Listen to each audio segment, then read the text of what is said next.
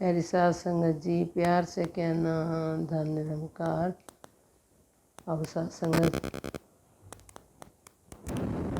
मन में ये विचार चल रहा था कि जो इस परमात्मा की हम आराधना करते हैं, इस निराकार को जानकर इसकी भक्ति करते हैं, तो साध संगत भक्ति करने वाले को भगत कहा जाता है।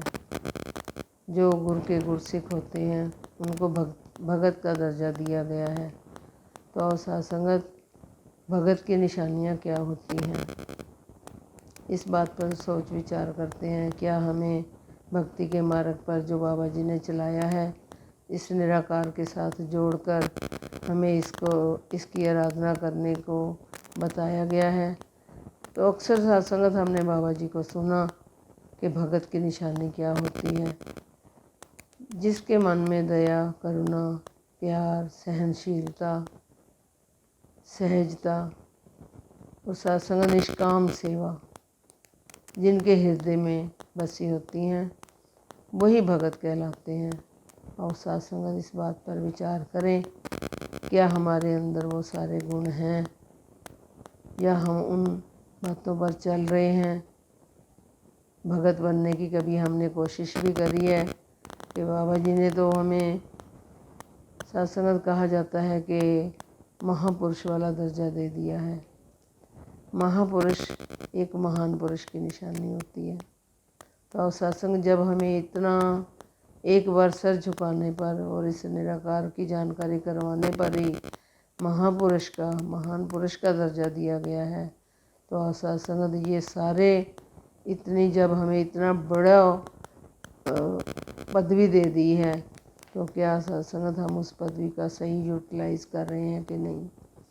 दया साध संगत, जब हमारे मन में किसी के प्रति दया भावना ही नहीं है, गरीब को हमने खाना ही नहीं खिलाया, गिरते हुए को हमने उठाया ही नहीं है, रोते के हमने आंसू ही नहीं पहुँचे हैं, तो साध संगत हमारे मन में दया भावना कहाँ से आ गई। क्योंकि साध संगत, संसार में विचरते हुए ये रोज़मर्रा की ज़िंदगी में देखने को मिलता है कि संसार कितना परेशानियों से जूझ रहा है।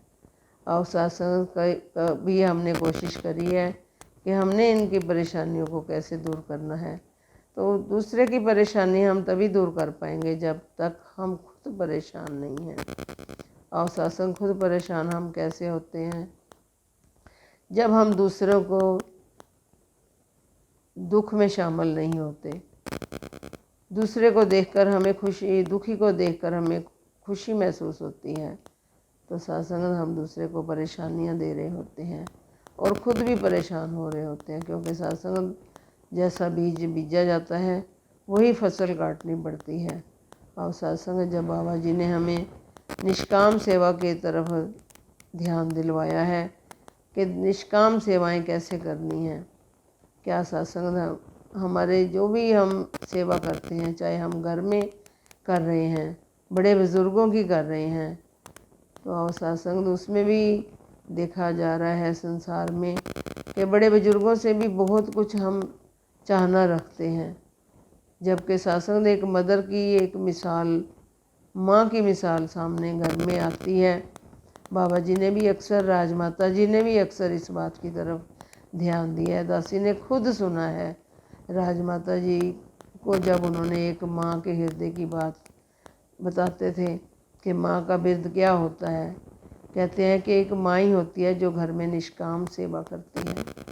कभी उसने नहीं सोचा, वो हर वक्त अपना किचन में ही अपना लगे रहते हैं, घर में ही अपने घर को सजाने में लगे रहते हैं कि मेरे बच्चे को किस चीज़ का शौक़ है, मेरे हस्बैंड को किस चीज़ का शौक़ है, या मेरे बुज़ुर्गों को क्या लाइक करते हैं।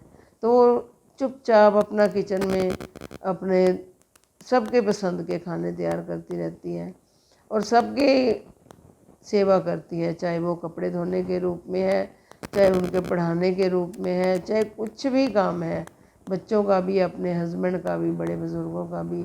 एक जो औरत होती है वो ऐसे अपने सुबह से लेकर शाम तक अपनी तरफ ना देखते हुए निष्काम सेवाएं करती रहती है और घर को स्वर्ग बनाने की कोशिश करती है। और सत्संग, जब घर में ही हमारे इतनी बड़ी मिसाल होती है। तो हमने कभी, जैसे धरती माँ है, जो घर की मदर को धरती माँ वाला राजमाता जी ने दर्जा दिया था कि एक धरती माँ की तरह, फिर भी माँ को राजमाता जी ने बोला कि माँ का हृदय कैसा होना चाहिए। तो कई बार जब घर में परेशानी हो जाती है, घर की औरत भी परेशान हो जाती है, तो राजमाता जी की तरफ जब कोई लेडी ऐसे गई तो उन्होंने बताया कि कोई बात नहीं, आपको जो माँ को जो दर्जा होता है वो सहनशील बनना पड़ता है। जैसे एक धरती माँ है, उसके ऊपर तरह तरह के ठगियाँ भी हो रही हैं, खून खराबे भी हो रहे हैं, लड़ाई झगड़े भी हो रहे हैं। उसको कोई खोद के उसके ऊपर कोई नलके लगा रहा है, कोई उसके ऊपर लोहा कूट रहा है, कोई ईंटें तोड़ रहा है, धूप भी सहन करती है, आग भी कोई जला देता है उसके ऊपर। लेकिन सत्संगत इतना कुछ होते हुए भी वो जो धरती है बिल्कुल शांत रहती है। इतना उसके ऊपर वज़न होता है। कितने लोग हम उनके ऊपर, गाड़ियाँ चल रही हैं, पैदल चल रहे हैं, मकान बन रहे हैं, ऑफिस बन रहे हैं, इतने बड़े बड़े थिएटर बन रहे हैं, मॉल बन रहे हैं उसी धरती के ऊपर, लेकिन वो सब का बोझ सहन करती है। तो सत्संग जब ये बात सुनने को मिली तो दासी का भी हृदय दंग रह गया कि वाह सच्चा पातशाह, माँ को तो कितना कुछ सहन करना पड़ता है। लेकिन सत्संगत, माँ जब इतना कुछ सहन करती है तो हमारे भी फर्ज बनते हैं कि जिस मदर ने इतना कुछ सहन करके घर को स्वर्ग बनाया है, तो हमारी भी ड्यूटियाँ बनती हैं। हम फिर भी उससे एक्सपेक्ट करते हैं कि नहीं, मेरे लिए आज आपने ये क्यों नहीं किया, मेरे लिए ये क्यों नहीं करा। और सत्संगत, हम भी सब मिलकर अगर उस माँ के साथ हेल्प करते हुए जब घर के काम काजों में हिस्सा बटाते हैं, तब सत्संगत हमारा भी जीवन जो है सफल हो जाता है और हमारी सेवा भावना भी हो जाती है। और मदर को जब कोई कुछ कह देता है तो वो सहन करके, चुप करके, अपना शांत होके एक साइड में होके चाहे रो लेगी, चाहे किसी को सामने, किसी को भी शो नहीं होने देती। और सत्संगत, हमने भी उनसे सीखना है कि कैसे निष्काम सेवा करनी है। सत्संगत, भगत की तो बहुत, अगर भगत की दया दृष्टि किसी पर हो जाए साफ हृदय से, तो वो बहुत रंग ले आती है। सत्संगत, एक बार की बात दासी आपको बताएगी। दासी तो अपनी बीती हुई हड बीती बातें ही आप सबके सामने रखती है। तो एक बार की बात है, दासी संगत के लिए तैयार होकर बस के लिए खड़ी हुई थी। तो सत्संगत, जैसे ही वहाँ से एक महापुरुष निकले तो MP शर्मा जी पंचकूला 11 सेक्टर में ही रहते थे। वो साइकिल पर, दासी से तो काफ़ी बड़े थे, वो बुज़ुर्ग थे, साइकिल पर अपनी वाइफ को बिठाकर संगत पर जा रहे थे। तो सत्संग सहज भाव नहीं, दासी ने बैठे बैठे इस निरंकार के आगे अरदास करी कि सच्चा बादशाह, अब ये उम्र नहीं है इनकी साइकिल चलाने की, अब आप इनको कोई स्कूटर वगैरह या स्कूटी दे दो ताकि ये आराम से संगत पर जाया करें। तो सत्संग सहज भावने में ही दासी ने अरदास करी और संगत पर चले गए। तो संगत से आकर सत्संग जब दूसरे दिन महापुरुष दासी के घर में मिठाई का डब्बा लेकर आए, क्योंकि वो दासी को बहुत मानते थे, बेटी की तरह ही मानते थे। तो दासी के घर मिठाई का डब्बा लेकर आए और कहने लगे, मैंने कहा आओ महापुरुषों, आज क्या खुशखबरी लेकर आए हो। तो कहने लगे, बेटा तेरे को पता है मैंने स्कूटर ले लिया है।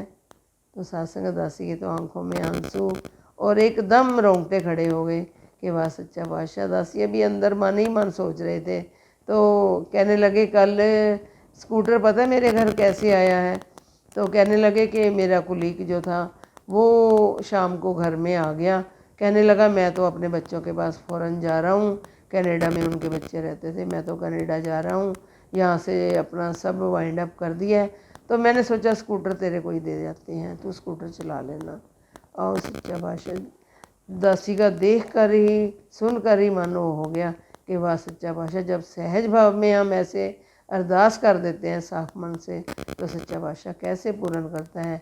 और सत्संगत, ऐसे ही सहज भाव में रहमतें लुटाया करो, इस निराकार के आगे सबके सुखों की कामना करा करो, क्योंकि जो अच्छी अरदासें होती हैं वो परवान सच्चा बादशाह बहुत जल्दी, जिसमें हमारी कोई लालच नहीं होता, जिसमें हमारे निष्काम सेवाएं होती हैं वो ऐसे पूर्ण हो जाती हैं। और साथ संगत हमारा सबका हृदय दासी को भी आशीर्वाद दो कि दासी ऐसे ही निष्काम सेवाएं करते हुए अपना जीवन का निर्वाह करती चली जाए। साथ संगत जी प्यार से कहना।